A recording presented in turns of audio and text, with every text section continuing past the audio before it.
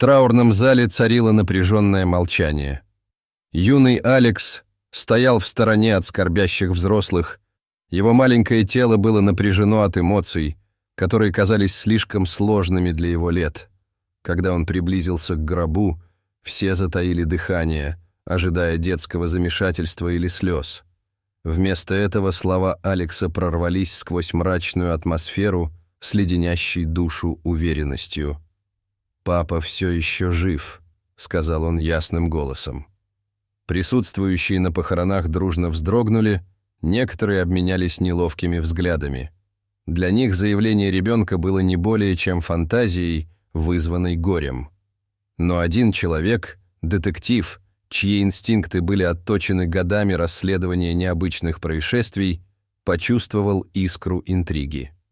Офицер Стоун был опытным детективом, чья история тесно переплеталась с историей покойного Джорджа. Их дружба, завязавшаяся в студенческие годы, давно разошлась, но связь осталась. Обстоятельства смерти Джорджа были необычными. Подробности так тщательно скрывались, что даже матери Джорджа было отказано в возможности в последний раз взглянуть на своего сына. Розали, жена Джорджа, была единственной, кто общался со следователем. Движимый любопытством и профессиональным инстинктом, Стоун получил постановление суда о проверке свидетельства о смерти. Когда он отправился в офис, его ждал неприятный сюрприз. Свидетельство о смерти исчезло. Не имея никаких документов, Стоун решил навестить Розали. Он появился без предупреждения, и напряжение было ощутимым. «Могу я поговорить с Алексом?» – мягко спросил Стоун, пытаясь как-то смягчить это вторжение. Розали колебалась. В ней взыграл инстинкт самосохранения. Через некоторое время она уступила и позволила провести короткую беседу. «Алекс, почему ты сказал, что твой папа все еще жив?» – спросил офицер. Взгляд мальчика остановился на Стоуне. «Я видел его», – сказал он, как ни в чем не бывало. Выражение лица мужчины изменилось. В этот момент вернулась Розали, и Стоун смог только поделиться контактной информацией и пообещать следить за развитием событий.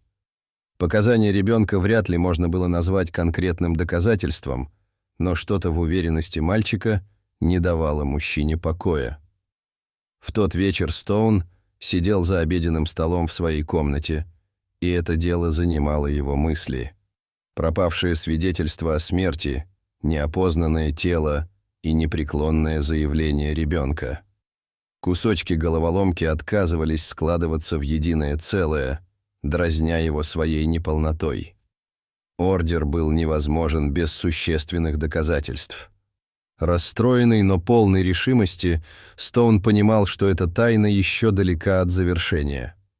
На следующее утро офицер пришел к Розали домой, и в каждой черточке его лица читалась решимость. Ее нерешительность впустить его внутрь, казалось, еще больше усилила его подозрения.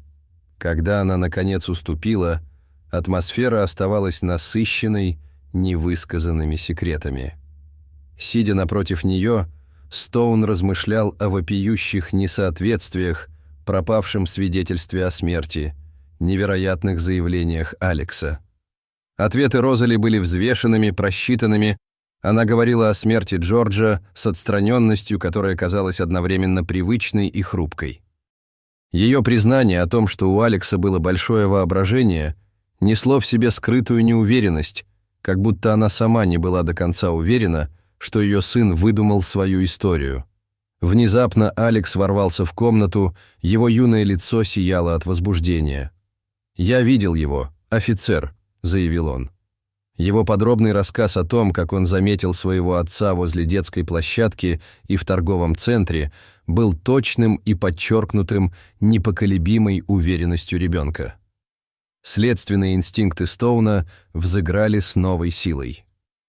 Следующий день Стоун проводил в торговом центре, и когда он пробирался сквозь толпу, его взгляд привлек знакомый силуэт. Мужчина, удивительно похожий на Джорджа, двигался знакомой походкой, от которой у Стоуна по спине пробежал холодок. Тогда офицер решил незаметно проследить. Мужчина заехал в книжный магазин, выпил кофе, затем остановился в магазине нижнего белья. Каждый шаг все больше отдалял его от того Джорджа, которого Стоун знал, и, как ни странно, это было ожидаемо. Только когда он вошел в скромный дом, в тихом жилом районе для Стоуна, все встало на свои места. Он записал все, что касалось его машины, без опознавательных знаков, беспокойных движений, быстрых взглядов по сторонам, намеренно продуманного распорядка дня, человека, который не хотел, чтобы его нашли. Вооружившись доказательствами, Стоун передал свое дело судье. Показания Алекса, пропавшее свидетельство о смерти и таинственный мужчина – вот фрагменты головоломки, требующие разрешения. Был выдан ордер на эксгумацию тела Джорджа. Мирную тишину кладбища нарушали механические звуки раскопок. Появилась Розали, ее страдания были очевидны. Ее мольбы становились все отчаяннее, призывая Стоуна прекратить расследование. Она настаивала, что все раскрыто, в ее голосе слышались страх и отчаяние, но офицер не сдвинулся с места. «Вы не можете этого сделать», — умоляла она, в ее голосе чувствовалась дрожь. Стоун представил ей фотографии таинственного мужчины, сделанные им в торговом центре, и она задрожала, когда стала рассматривать их, обратив внимание на сходство с Джорджем. Снимки заинтриговали ее. Несмотря на то, что ранее она не хотела иметь к этому никакого отношения, теперь она потребовала от Стоуна информации о человеке на фотографиях. Офицер, не желая пока ставить под угрозу свое расследование, сказал немного, но пообещал ввести ее в курс дела позже. Розали предложила другой подход – сначала поговорить с этим человеком, прежде чем они потревожат могилу Джорджа. Это звучало практично, и Стоун согласился и отменил эксгумацию, чтобы узнать все из первых уст.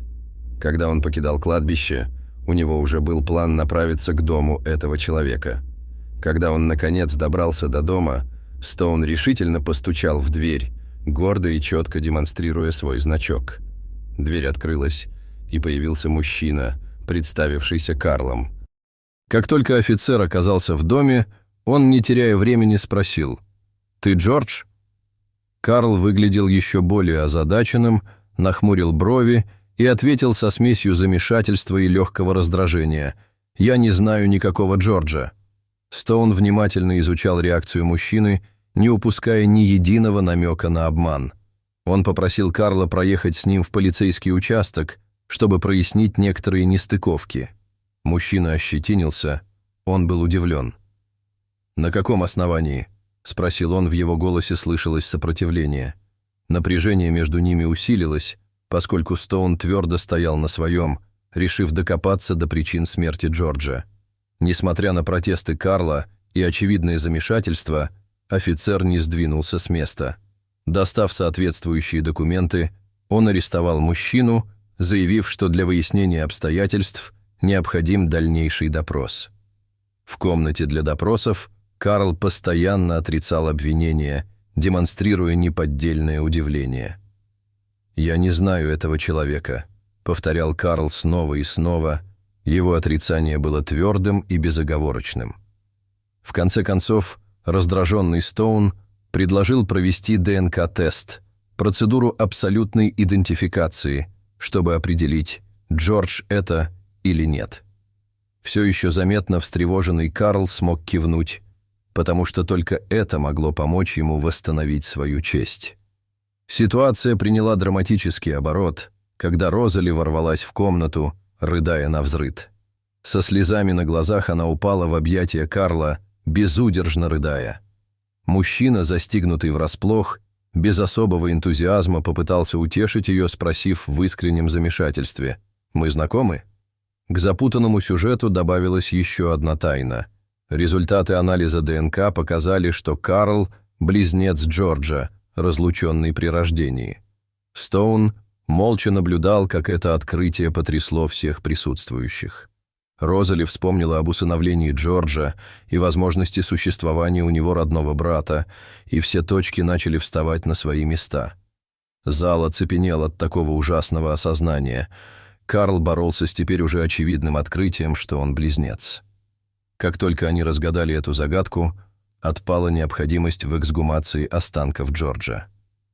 День, когда Карл познакомился со своим племянником Алексом, стал поворотным моментом. Их взаимный интерес к авиационной механике быстро развеял первоначальную неловкость. Коллекция моделей самолетов Карла стала путем к пониманию, превратив их первую встречу в настоящую семейную беседу. Дело было закрыто, оставив после себя впечатляющую историю о неожиданном воссоединении семьи. История Джорджа и Карла стала местной легендой, свидетельствующей о непредсказуемой природе жизни и удивительных способах объединения семей. Дорогие зрители, что вы думаете об этой истории? Расскажите, пожалуйста, в комментариях. А если вам понравилось это видео, то ставьте лайк и подписывайтесь на наш канал. До свидания.